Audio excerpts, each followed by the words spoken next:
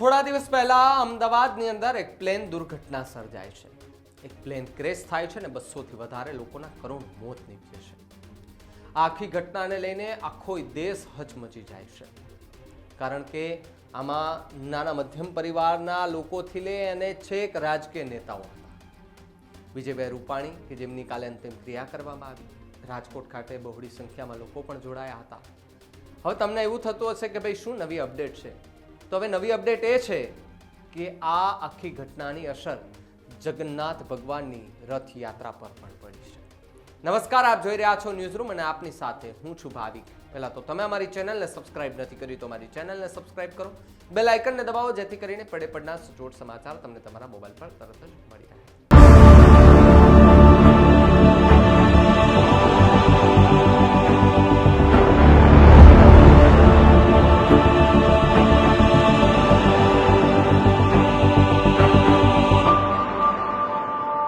વિમાન દુર્ઘટના બાદ અનેક એવા કાર્યક્રમો રદ થયા છે.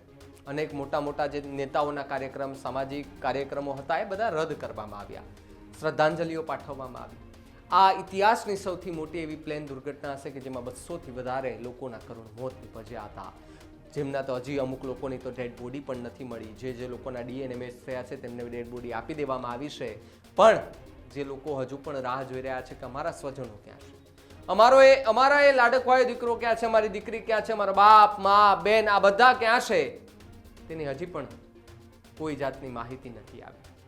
આ આખી ઘટનાને લઈને હવે દેશની બીજા નંબરની સૌથી મોટી ભગવાન જગન્નાથની રથયાત્રા આગામી 27 જૂનના રોજ અમદાવાદમાં યોજાવાની છે. અમદાવાદમાં પ્લેન ક્રેશની દુર્ઘટનામાં 250 થી વધુ લોકોના કરુણ મોત થયા છે. ત્યારે ચાલુ વર્ષે ભગવાન જગન્નાથની રથયાત્રા સાદગીપૂર્ણ રીતે કાઢવામાં આવે તેવી સંભાવના છે. 148મી ભગવાન જગન્નાથની રથયાત્રામાં માત્ર ભગવાન જગન્નાથ, સુભદ્રા અને બલભદ્રના રથ તથા પ્રસાદની ટ્રક સાથે નીકળે તેવી શક્યતા છે.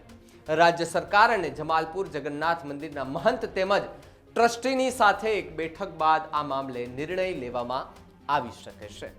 જમાલપુર જગન્નાથ મંદિરના મહંત દિલીપદાસજી મહારાજ એમણે જ્યારે વાતચીત કરી ત્યારે એવું જણાવ્યું કે આખા મામલે રાજ્ય સરકાર સાથે ચર્ચા કરવામાં આવશે. યાત્રાને લઈને રાજ્ય સરકાર અને ઉચ્ચ અધિકારીઓ સાથે હજુ બેઠક કરવાની બાકી છે. જે બેઠક કર્યા બાદ રથયાત્રા કેવી રીતે નીકાળવી તેને લઈને પણ નિર્ણય કરવામાં આવશે.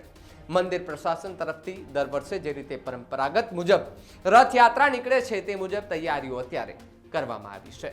જો કે તમને જણાવી દઉં કે પ્લેન ક્રેશ થયું એ પહેલાથી જ રથયાત્રાની તૈયારીઓ કરવામાં આવી હતી અને જળ યાત્રા પણ યોજવામાં આવી હતી. સાબરમતીમાંથી તમે જોયું કે બહોળી સંખ્યામાં લોકો જોડાયા હતા રથયાત્રામાં.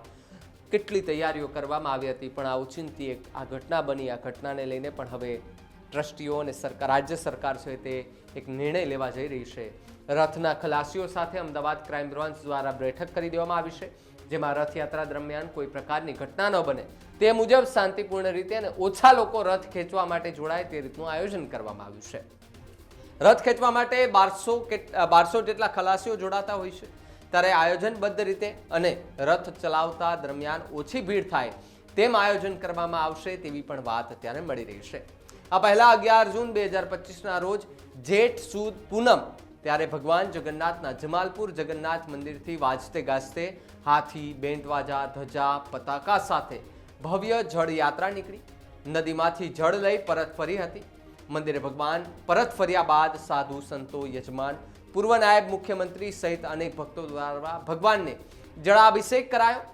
સાથે પંચામૃત, ઘી, દહીં, ખાંડ, મધ સહિતના દ્રવ્યોથી ભગવાનને સ્નાન કરાવવામાં આવ્યું. વિષ્ણુ અવતાર જગન્નાથજીને પ્રિય તુલસી દલ અર્પણ કરવામાં આવ્યું હતું અને આરતી ઉતારવામાં આવી હતી.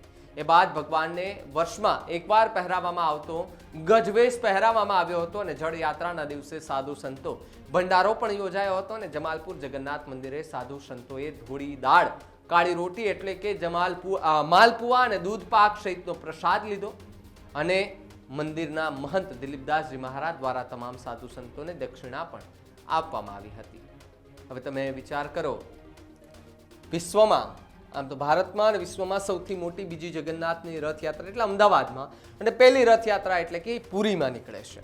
અને એથી મોટી જો હોય જગન્નાથમાં જે મંદિર છે પુરીમાં, તે સૌથી મોટી રથયાત્રા. પછીની સૌથી મોટી રથયાત્રા હોય તો એ છે અમદાવાદની રથયાત્રા. અમદાવાદની આ રથયાત્રાને નિહાળવા માટે દેશભરમાંથી લોકો આવતા હોય છે. રથનું દોરડું ખેંચવા માટે પણ અનેક લોકો ભાગ્યશાળી રીતે અંદર ઘૂસતા હોય છે અને દોરડું ખેંચીને પોતાના ધન્યતા અનુભવતા હોય છે. ત્યારે આ વર્ષે જગન્નાથ મંદિરનું ટ્રસ્ટ છે, દિલીપદાસજી મહારાજ છે, રાજ્ય સરકાર છે, પોલીસ છે, આ બધા એક બેઠક કરી રહ્યા છે અને એવું કહી રહ્યા છે કે સાદગીપૂર્ણ રીતે આ રથયાત્રા નીકળે ને ખૂબ ઓછા લોકો આ રથયાત્રામાં જોડાય તેવી એક વ્યવસ્થા કરવામાં આવી રહી છે.